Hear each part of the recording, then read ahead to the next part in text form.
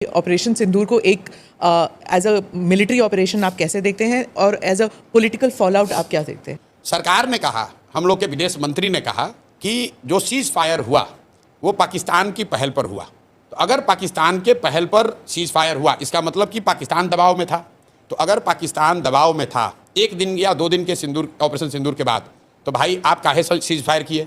आपको 2-4 दिन और चलने देना चाहिए था, वो पाकिस्तान को मार के सेना वाले ठंडा कर देते। तो ये तो सरकार अपनी ही बात में फंसी हुई है। सरकार ये कह रही है कि मिलिटरीली ये सक्सेसफुल है।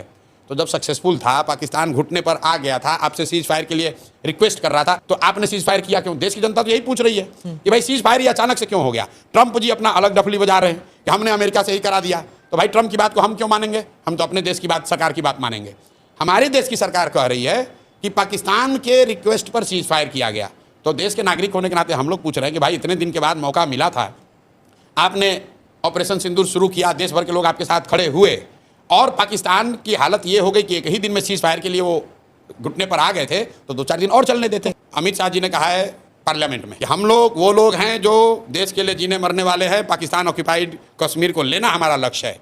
तो अगर पीओके लेना लक्ष्य था और पाकिस्तान घुटने पर आ गया था, तो काहे सीज फायर किए?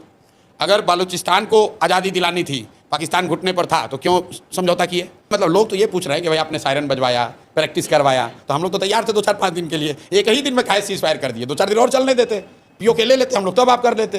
लोग ये चाह रहे हैं कि जब मौका मिल गया था तो पूरा हिसाब कर देते। बीजेपी के स्वयंभू नेताओं ने कहा कि अरे आपने इंदिरा जी को क्या देखा, हम तो पाकिस्तान को 4 टुकड़ा में कर देंगे, हम बलूचिस्तान बना देंगे, हम पीओके ले लेंगे। तो भाई कर लेना था।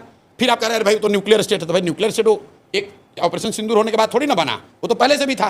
वो तो असेसमेंट मोदी जी जैसे विद्वान लोगों ने किया ही होगा पहले से। तो भाई काहे लड़ाई शुरू किए? और किए तो पूरा करना चाहिए। देश की जनता ने तो नहीं कहा कि हम लोग न्यूक्लियर वाले से डर रहे हैं। भाई बीजेपी को अगर आप मुझे एनालिस्ट पूछेंगे तो चुनावी नुकसान होगा जिस मैनर में ऑपरेशन सिंदूर को जिस मैनर में रोका गया, और खासकर ट्रंप के ट्वीट के बाद। मैं अपना अनुभव आपको बता रहा हूँ। मुझे किसी ने अमेरिका से भेजा उस समय कि ट्रंप ने ट्वीट किया है कि सीज फायर हो गया। तो मैंने कहा यार फोटोशॉप होगा, ये ऐसा कैसे हो सकता है? ये विश्वास नहीं कर सकते हो आप। स्पीच था उनका। हाँ नहीं, ट्वीट पहले, सबसे पहले ट्वीट आया था। तो मुझे ऐसा लगा, मुझे खुद लगा कि अरे यार ये तो हो ही नहीं सकता है। तो मतलब देश की जनता को ये लगा कि यार इतना बड़ा जब हम लोग तैयार मेंटली प्रिपेयर हो ही गए थे, तो 1-2 दिन 4 दिन एक उसको लॉजिकल कंक्लूजन तक ले जाना था। नहीं ले गया, चलिए उनका डिसीजन है, लेकिन नहीं हुआ। मतलब पॉलिटिकली वो खुद भी कह रहे हैं नहीं हुआ है। उसके बाद आप मोदी जी का बयान सुनिए।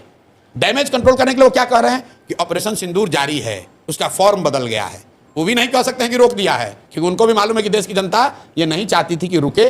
जिस तरीके से सीज फायर हुआ उससे बीजेपी को पॉलिटिकल नुकसान होगा।